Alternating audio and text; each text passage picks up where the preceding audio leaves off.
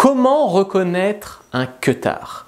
Mais un queutard, à la limite, ça pourrait être positif. Ça pourrait être un mec avec qui tu as couché, tu couches qu'une seule fois, mais tu as bien pris ton pied et tu regrettes pas.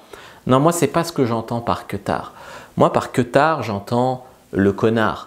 Le mec avec qui tu couches, mais tu as l'impression que tu cèdes, tu sais pas si vraiment c'était une bonne idée de coucher avec lui ou pas, tu as des regrets après, etc. Vraiment un queutard, tu sens qu'il t'a un peu embobiné, tu sens qu'il s'est servi de toi et c'est pas beau. Alors comment éviter de coucher avec un queutard? La première des choses, c'est de reconnaître les queutards. Bonjour à toutes, je suis Fabrice Julien, coach et auteur, expert en séduction et sexualité depuis 2006, notamment auteur de Le Trouver, Le Rencontrer, Le Garder, séduire votre homme idéal en appréciant la quête, qui est dispo sur Amazon. Et dans cette vidéo, on va voir comment reconnaître un queutard et comment éviter de coucher avec. Souvent, le queutard, il est beaucoup plus dans l'ego, si tu veux. Il est dans l'ego. C'est-à-dire que par exemple, au lieu de vouloir donner du plaisir aux femmes, eh bien, il veut se prouver qu'il peut avoir les femmes. Quand il donne un orgasme à une femme, c'est pas pour donner du plaisir à la femme, c'est pour en fait prouver qu'il arrive à la faire jouir. Tu vois. Donc il y a une dimension énorme d'ego chez le queutard. Donc ça, à la limite, tu peux le voir à la façon dont il s'exprime. Souvent, il se vante, souvent ce genre de choses. Donc beaucoup d'ego chez cette personne.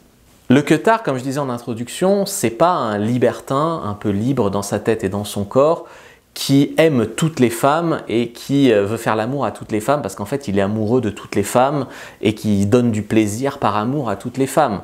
Non, le queutard, il est beaucoup plus dans une ambiance soit d'ego comme je disais, donc il veut se prouver qu'il peut les avoir et les faire jouir, soit de vengeance, de revanche qu'il prend sur les femmes. Donc par exemple, mon ex m'a trompé, maintenant je trompe toutes mes copines. On m'a brisé le cœur quand j'étais plus jeune, alors maintenant, eh bien, je brise des cœurs. Ou mon père traitait mal ma mère, alors maintenant je traite mal toutes les femmes. Ou ma mère traitait mal mon père et maintenant je venge mon père sur toutes les femmes. Enfin, tu vois, il y a une dimension soit de lui, soit schématique dans la famille, de mec qui va finalement se venger concernant les femmes. Et ça, tu peux le sentir, probablement quand tu vas parler avec lui, tu vas sentir un instinct de revanche. Je veux dire, le libertin sincère, avec qui tu peux coucher un soir et pas le revoir, mais vraiment kiffer, ça existe. Mais souvent, tu le sens dans l'aura qu'il a.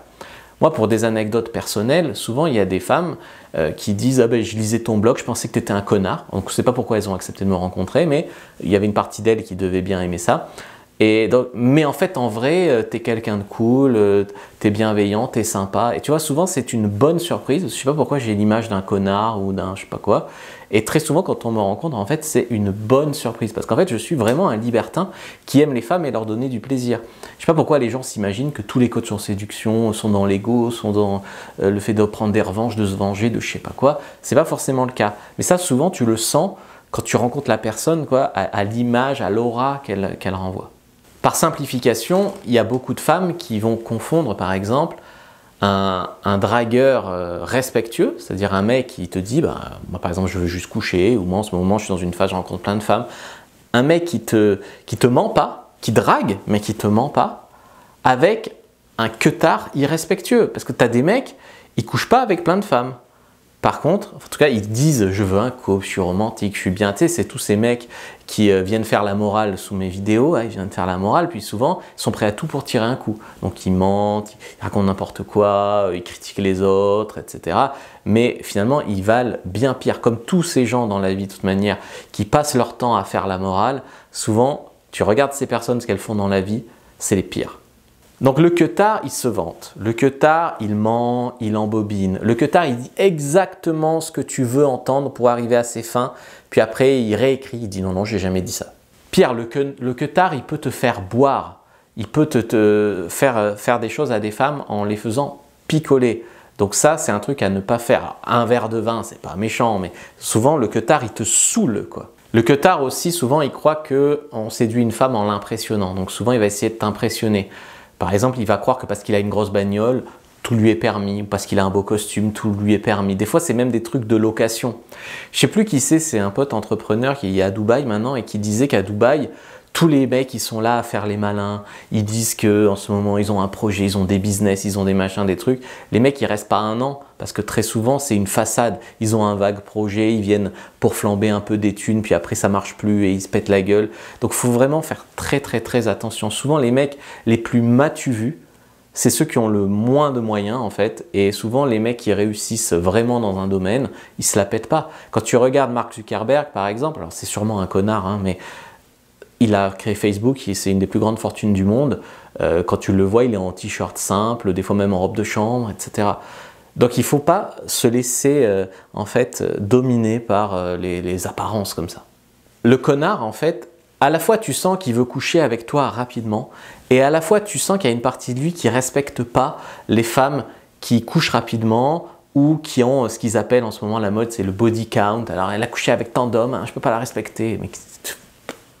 Le queutard aussi, souvent, il refuse de te voir quand il n'y aura pas de sexe. Si par exemple tu lui dis ce soir j'ai mes règles, mais on peut quand même aller boire un verre et faire connaissance, il dira non, on se verra quand tu n'auras plus tes règles. Tu vois, par exemple. Le queutard, quand tu ne peux pas baiser, il ne veut pas te voir. Alors pourquoi est-ce que beaucoup de femmes tombent quand même dans le piège du queutard, du connard? Eh bien parce que souvent, les femmes ont aussi des problèmes schématiques dans leurs relations. Elles ont aussi recopié le schéma de leurs parents, par exemple, où leur père traitait mal leur mère, et donc pour elles, c'est familier de se faire traiter mal ou prendre pour une conne par un mec, et donc finalement, elles reproduisent ça dans leur vie, et donc elles sont attirées par ce genre de gars. Ou alors elles ont eu un traumatisme qui les a un petit peu déréglées amoureusement, que ce soit avec un ex, ou que ce soit même avec des agressions sexuelles ou des trucs comme ça. Ce genre de traumatisme, ça peut aussi faire que tu es attiré quelque part par quelque chose de malsain. Alors le mécanisme est un peu compliqué, mais il s'explique par le fait que souvent il y a de la culpabilité là-dedans.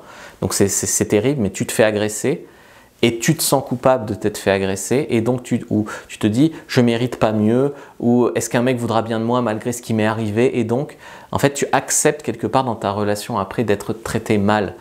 Parce que c'est une estime de toi qui est basse et que tu penses que tu mérites pas mieux, enfin inconsciemment tu penses que tu mérites pas mieux.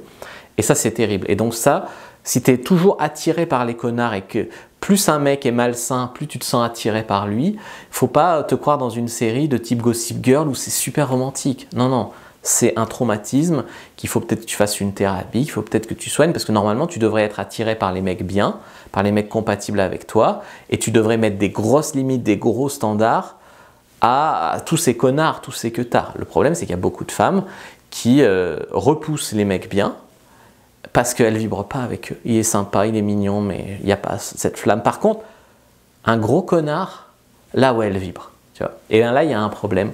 Et ça, c'est un problème qu'on peut régler d'ailleurs avec du développement personnel ou des thérapies type EMDR, etc. Je comprends, hein, enfin je comprends pas, mais par l'expérience, je sais qu'il y a beaucoup de femmes qui, quand elles rencontrent un gros connard ou un gros queutard, elles ont envie de le changer. Ou elles ont envie d'être, tu sais, the one, donc la bonne, celle qui le révélera l'homme gentil, romantique qui est en lui, que toutes les autres femmes n'ont pas eu accès à ça, tu vois, d'être vraiment l'exception.